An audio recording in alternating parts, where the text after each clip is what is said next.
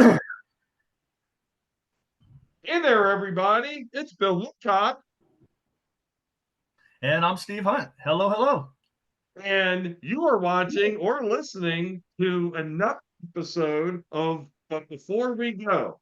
And Steve, before we start, I'm going to talk about the first ever edition and the first in what will be a long series of But Before We Go companions.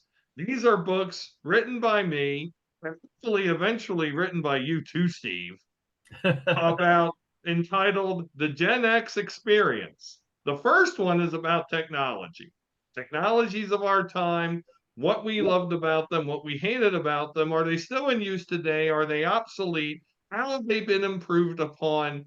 And all that stuff. How did they define our crazy existence as Generation X? And Steve, that is a perfect segue. Perfect being relative, but I'm going to say perfect into today's topic, which is how we watched TV. Absolutely. And I want to introduce this segment and as far as how we watch TV. And this will be a reference. I may have referenced this before, and I wish I could show this to you on my phone. But anyway, I'm sorry, Bill. What else do we have on that? Are you good? Well, I was going to start because I'm exuberant about this. I was setting, Hit I was it. making sure we stay on time, and Hit I it. have been forgetting in recent weeks to set our damn timer. Okay.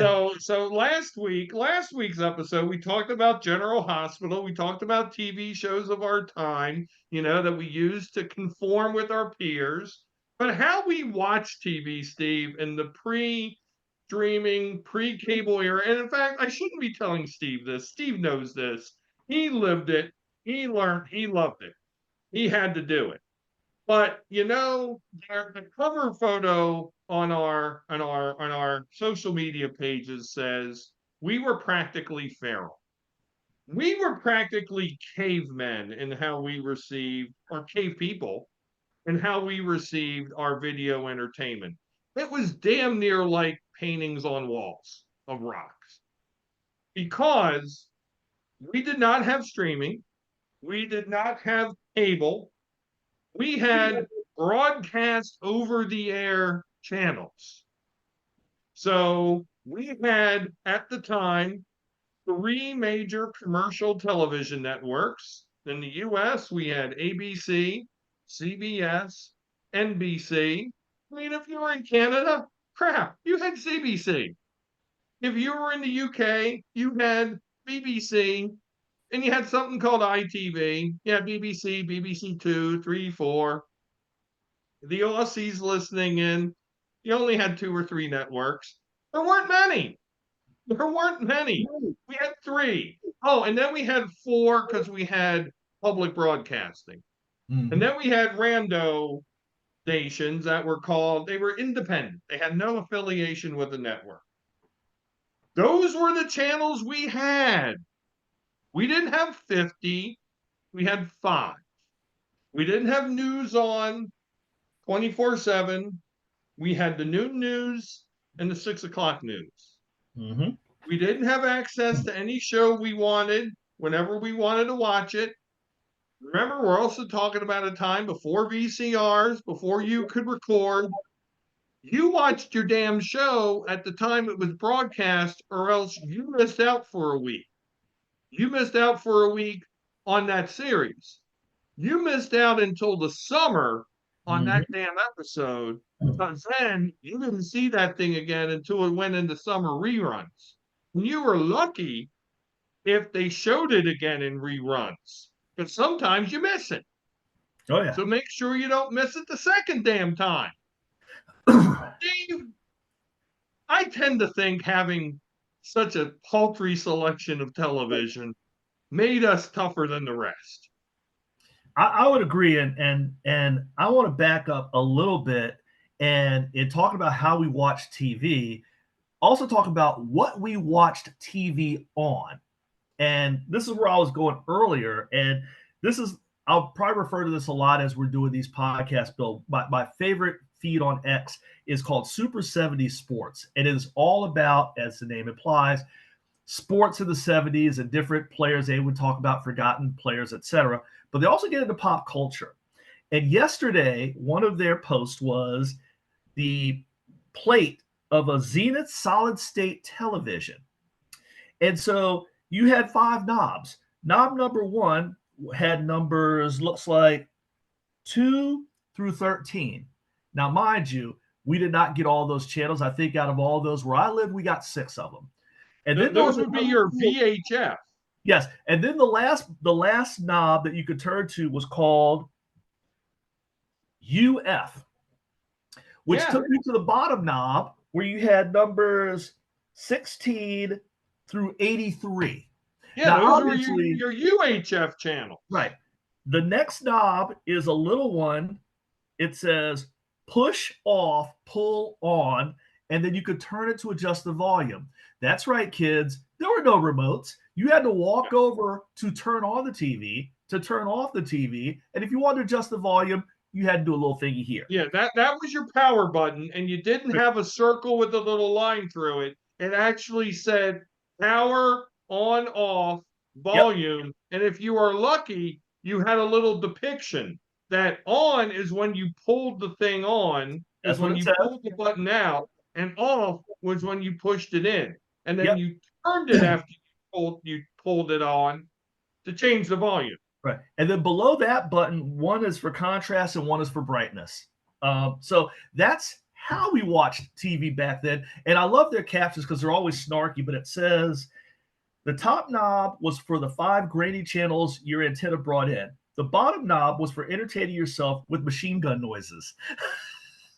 All right, so people don't know what contrast and brightness are. This was how you altered your picture. Mm-hmm. And contrast changed the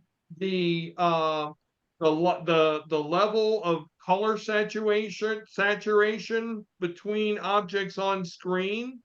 Brightness generally made the screen more visible. It literally made it brighter, which would then allow the colors to pop out a little bit.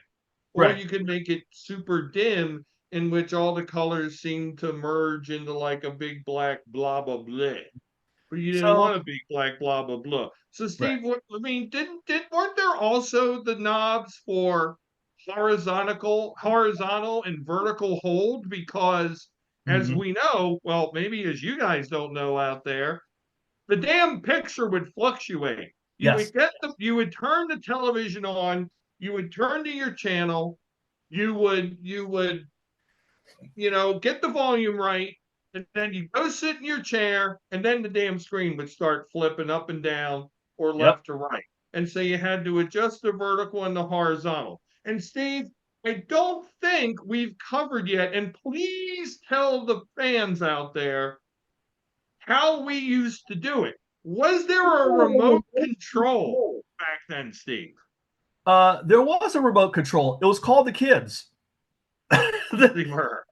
So we in addition to everything else we had to do as kids that kids today don't have to worry about, we were the remote control. There was the, hey, can you get up and turn the channel to whatever it was? The adults did not get up to turn channels unless there were no kids in the room. But if there were kids in the room, you were the remote control.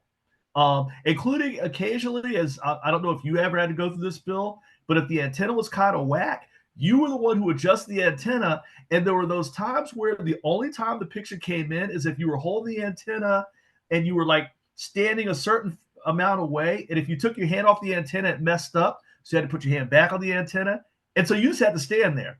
And this is no joke from any 70s comic. This is not Carlin or anybody else. This is true life. I remember times where I had to stand and watch the TV like this because I was also holding the antenna to make sure the signal stayed clear. All right, so you just said something called antenna, and I'm not sure people know antenna. So there were 2 types of antennas. If you were fancy, you had an antenna on the top of your house. You had it on your roof. You had what's called antenna cables, that either went directly back into your television or into a control box on top of your TV. And in turn, cables would go from the control box to your television. And then that ran through a hole in your floor or a hole in your wall outside to the roof of your own house. And it would hook up to an antenna. And an antenna could be either stationary, meaning it was in one fixed point in space, pointing in one direction all the time, or it was called a directional antenna, in which you would use the control box. Here's where the control box comes in, to turn a knob and to make it go wherever around the 360 degree. That bitch did not extend. It did not pitch and yaw. It did not go up and down. It went around in a circle, and that's it. And if you were lucky and you lived in the Baltimore area like myself, you could point that bad boy towards the south, towards Washington, D.C. I think I just said Washington. And you could get, if you were lucky, the DC channels. So you didn't just get Baltimore channels 2, 11, 13, 45. You could also get 4, 5, 7, 9. And then, my God, what was it? 26 was PBS. 67 was PBS in Baltimore. So you doubled your viewing pleasure by getting 10 channels. Yes. If you had the directional antenna, that made you a 1%er in terms of television back then. Yeah. And that was us in Prince George's County, because for whatever reason, we were able to, and we didn't have the roof antennas. We just had the big ass rabbit ears in the house. But for whatever reason, we were able to, from Prince George's County, get Baltimore. So we got all the channels you mentioned as far as the networks, including one that was not affiliated with the network, WTTG Channel 5. And then we also got the Baltimore channels. And then for the UHFs, we got 22, 26 was one in Washington, 45, of course, I think everybody got that. And then, oh my God, at some point, Northern Virginia came out with an independent station, Channel 54. And we thought we were so hot because we picked up, channel number, I don't know, 11, I think it might have been. And oh my God, we were large and in charge with those, basically pushing a dozen. Well, that's true, because we also, if we pointed it north and we prayed hard and, did all the right things, we could get Channel 8 in Lancaster, Pennsylvania. And that's where I used to watch Philadelphia Phillies baseball games. Oh, okay. On Channel 8 in Lancaster. So that was a thing that happened. But Steve, you mentioned a couple things. I mean, I didn't even talk about the rabbit ear antennas. If you were not fancy, if you were not the 1%, you had these metal rods that stuck out of the back of the television. And somehow they connected to how your TV got a signal. They were the antenna. And you could extend these metal rods. And as Steve said, you could use the static charge in your very own body to hold on to these antenna, move them around, and improve your television signal. I mean, literally, you would hold on to the antenna and it was clear. You would let go or step away just a few inches and it would become a snowstorm again. So there were times where we were fated to standing next to the antenna for a whole damn half hour. Yep. Just to be able to watch a show. Eventually, people wised up and technology helped the rabbit ear antenna. The technology was called aluminum foil. Oh, yeah. So you could wrap that bad boy in aluminum foil. Wrong episode. You could improve your reception that way. That is literally where the term tinfoil hat comes from, people. Absolutely. And you know what? A coat hanger didn't hurt either. I mean, there were all kinds of. We were. I mean, Get hats. You can t- use a coat hanger. You can use aluminum foil. hey, we were creative when it came to, especially with the Baltimore channel, because that's usually when we had to get creative. The DC channels, you could usually get okay, but we could get the Baltimore channels, but every once in a while, weather or whatever the case may be, yeah. But then there was also, I think Radio Shack was around by then, but you could go to your Radio Shack and get the really big rabbit ears and really improve your, because the ones that came with the TV were okay. But then at some point, you could go and get like ones that I swear maybe they weren't. I was a little kid. These rabbits must have been 7 feet tall. I mean, they stood like almost to the ceiling.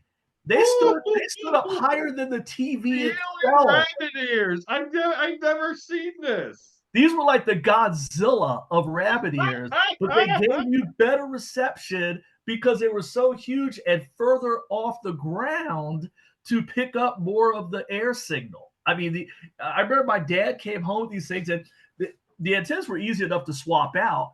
But then, yeah, you improve your coverage with these big ass ears, so you could get That's like you can replace it with these whatever you call them. They were huge, huge. That's absurd. That's absurd. So we've set the stage in the first half of this podcast by talking about how we watched it. Steve, in the second part of this podcast, we need to talk briefly about what we watched. Right. So here's how that happened in the Woodcock household, and I suspect many other households worldwide. At the beginning of the week, maybe on like Friday or before the beginning of the week, sometimes Thursday or Friday of the prior week, no later than Sunday of the current week or Saturday of the current week, depending on when your Sunday newspaper arrived, you got either the TV guide for Mm-hmm. the week to come, or you got your television supplement in your Sunday newspaper. That would then give you a directory of what the shows were coming on what channel at what time of day each day during the week. Mm-hmm. And the guides also had like some interesting little feature stories, maybe a crossword puzzle, and of course there were ads, but you weren't there for that. You were there for the listings. And the listings were very nicely broken out. They went Sunday to Saturday. They went morning, 6 a.m. to noon, afternoon, Mm-hmm. noon to 6, and then evening, 6 to maybe 12:30, 1 o'clock at night. And you may say, wait, there was no 24-hour television? Oh, there was, but we're gonna break the news to you about the overnight television at the very end. So it was listed, you had those listings, they were numeric, you Mm-hmm. know, two would have this channel, this show on at this time. If multiple shows were on, or if the multiple channels had the same show, they were so listed. But that was it. You got Yeah. a little listing. You got to see what the show was about. You got to see if it was a rerun or a first run episode, and you planned your week Mm-hmm. around what was on television. Because, like when you come at the king, you dare not miss. Yeah. Because if you missed, you were screwed. Absolutely. And the funny thing is, you're right. On Sundays, there were three things of interest as a kid in the Washington Post. Well, three things besides the normal, like, sports section was every day, but there were three things of interest in the Sunday paper. The Sunday comics, because that's when you got to see the comics in color. During the week, you got the little snippets, black and white, Doonesbury, whatever, but you got the full comics, you got the Parade magazine, and you got the TV listing. Now, obviously, you're done with the Sunday paper. That goes in the trash because you're done reading it and you're ready for the Monday paper. God help you if you accidentally threw away the TV listing instead of pulling it out and putting it on top of the television so everybody could reference it. Because You otherwise, would, you would screw your family for a week and you would get hated. oh, yeah, Because absolutely. nobody could remember what was on when. Absolutely, because I mean, you want to talk about the one percenter. The one percenters got the TV guide as well. We weren't the one percenters. It was all about the TV listing. That's what we got. We got it with our newspaper, so we didn't have to go out and pay for it. So that's what we had. So God help you if you happen to pitch it, because then you would have to go to the 7-Eleven around the corner, hope they still had the TV guide, because at a certain point in the week, they stopped carrying it for that week because the week was halfway over, didn't do you any good. So hope they still had TV Guide, and that came out of your back pocket, out of your allowance.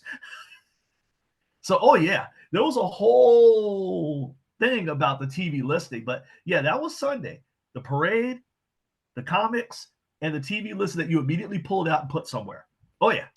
So generally, you only got one chance to watch a show each week, Yes. except for like the evening news that was on all every night. Then for us kids on weekends, that was potentially badass. And again, it is a function of living in an area where you had access to two cities channels. Yep. Because some of the shows of our interest, and Steve, we're talking about like the Adam West Batman series, reruns of the Munsters, WWF wrestling, other cartoon shows. Oh my God, for my grandparents, and they would force me on to watch this, Lawrence Welk. You got to hee-haw. Hee-haw. You got to watch this stuff at different times from the Baltimore channel or the DC channel.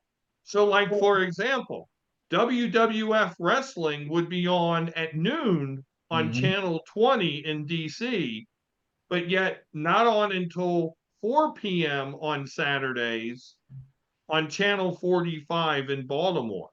This allowed you the grand luxury of being able to miss one show, watch the other one, or dare you live the life of a Greek emperor, of a Roman emperor, you could watch the same show twice in a day. Well, Bill, I will tell you this. All of that was all of you said was absolutely correct, all well and good. And having DC and Baltimore was great for those reasons. But as a kid, there was only one reason why having access to the Baltimore channels was key and critical. And it was Channel 11, Baltimore, Sunday nights, 11:30 after the 11 o'clock news. What came on every Sunday? WWF Wrestling Superstars. Not Sunday night. Oh, Benny Hill? Bingo!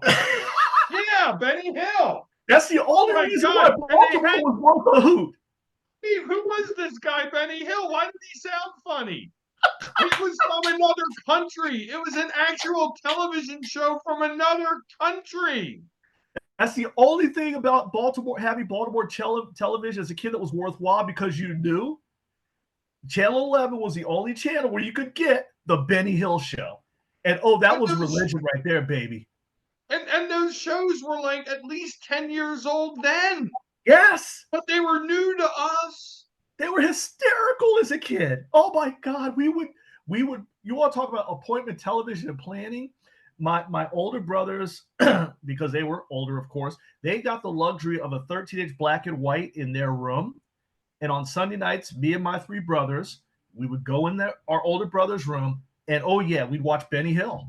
That was it, man.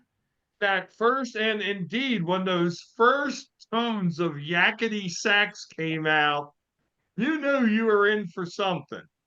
Oh yeah, Benny Hill was like that.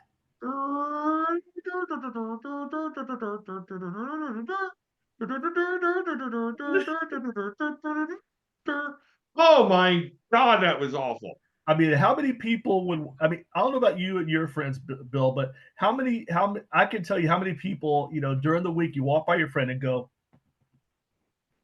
give him the head pat. Going to like what we talked about last week, Steve, there were two types of people in my high school. Those who watched Benny Hill and those who watched Benny Hill and didn't admit they watched Benny Hill. Yeah. Benny Hill, getting back to last week, Benny Hill might have been that damn unifier. Benny Hill was the unifier for just the dudes. So we talked last week about General Hospital. That was the icebreaker to talk to the girls. But if it was just the dudes hanging out, no, we were talking Benny Hill. We had girls who watched Benny Hill, but they would normally watch it because it was like their reason to stay up late at night, or their Yeah. family made them watch. But you never took advantage of the two city connection. I mean, you took advantage of it as far, like I said, everything else you talked about, absolutely. During football season, you might be able to pick up, especially because I was not a Redskins fan. Maybe you could pick up a national game instead of having to be force fed the Redskins. So there were, like you said, watching something twice. Those were all great. So I took full advantage of it. But the big thing was Benny Hill. And if I didn't have Baltimore, because you did not get Benny Hill on the Washington channels. You had to Yeah, get that's you had true. to They go weren't Baltimore. anywhere. Nope. And then that reminds me, because we would have the Baltimore Colts would be on with their home games at 2 p.m. on Sundays, Mhm. not one, not four, because of Baltimore's blue laws at the time, where you couldn't have alcohol Yep. until 2 o'clock. That's when they had the games, 2 o'clock on Sundays. And yeah, that was it. I mean, we can talk, and we should talk about like all the specific shows, all like the locally produced shows. But Steve, was there one like locally produced show that you just especially enjoyed watching? You know what? I cannot think of any. I'm sure they were out there. I mean, Romper Room as a little kid. I think I every could little think kid. of one in your own. I could think of one that came out of DC that was fucking awesome to watch. Okay. Wonderama Ah, yeah. Okay. That's with a name Bob I haven't heard forever. McAllister. Yeah. Okay. Yep. Yes. Absolutely. Wonderama. Yep. I'm going to go with Pinbusters. I know now that one I don't remember. So Pinbusters was Baltimore, and it Okay. was Channel 11, and Mhm. it wasn't the same as Bowling for Dollars, because Bowling for Dollars was pin bowling.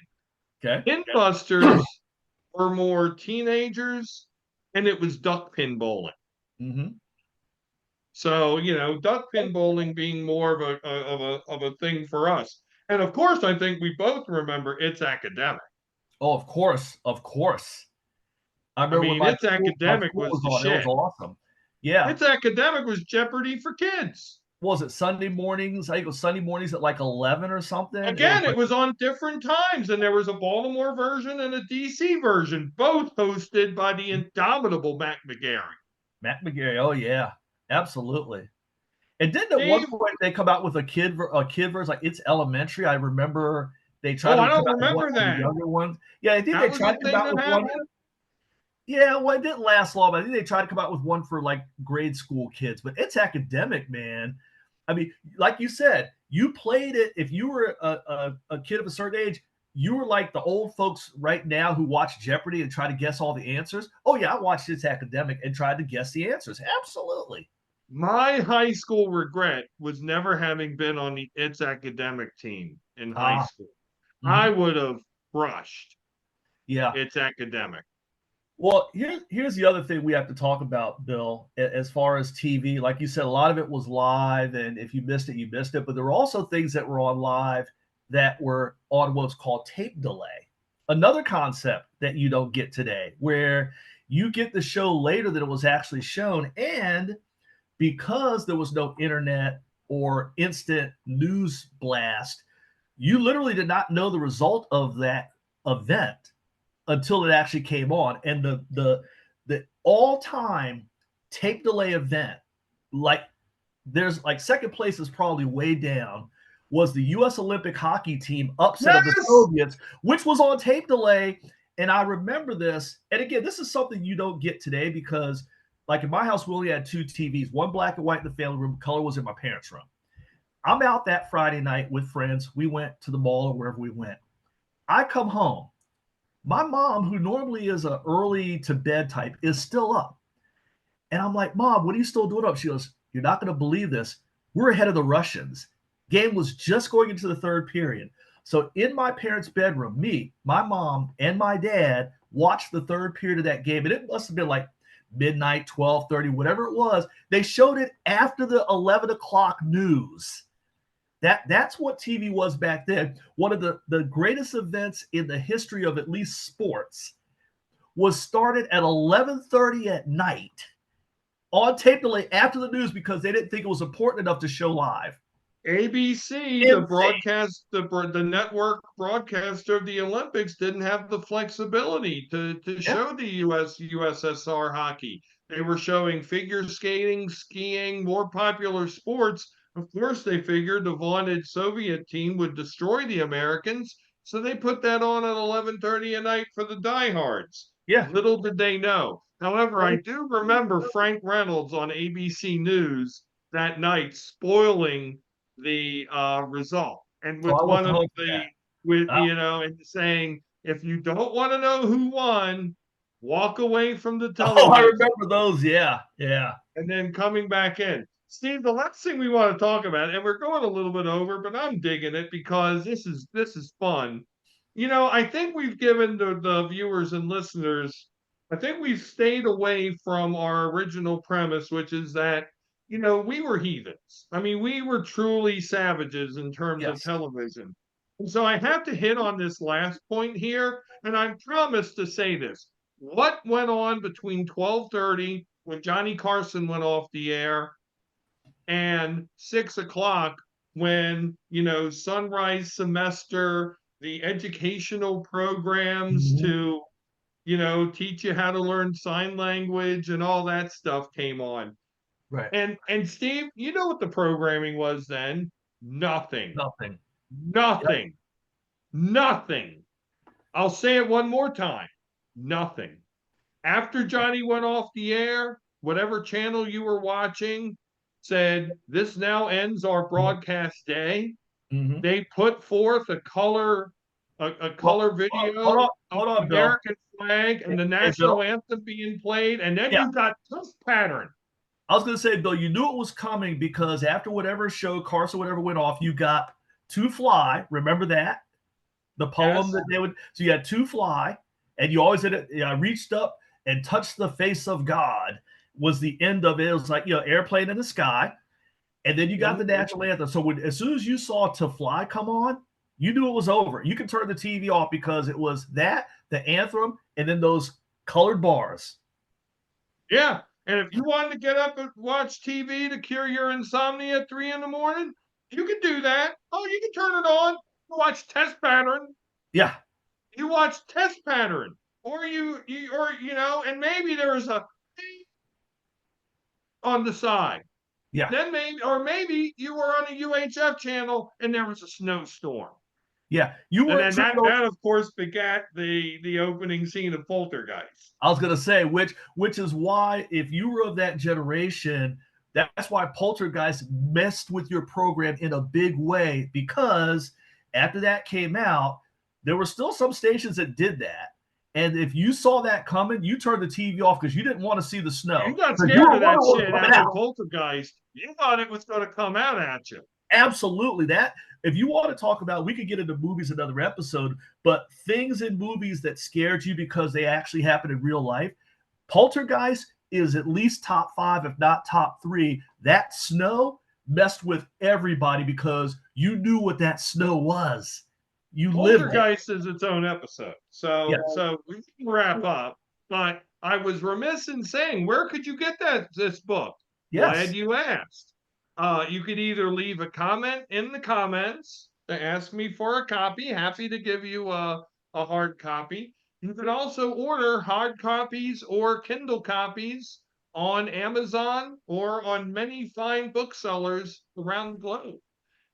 Next week, Steve, we go a little bit deeper into the world of TV and film, and we talk about a Generation X era celebrity who passed away recently, one Orenthal James Simpson. Yeah. Certainly a interesting episode it shall be. Yeah, this you can fall under episodes I'm looking forward to, but at the same time, an episode that I am not. This one is going to get It's going to be interesting to play gonna this get one out. interesting.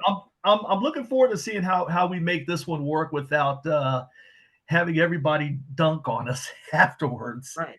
or at least one side or the other. But we'll see. For Steve Hunt, my name is Bill Woodcock. Thank you for following this episode. Have a great week. Take care.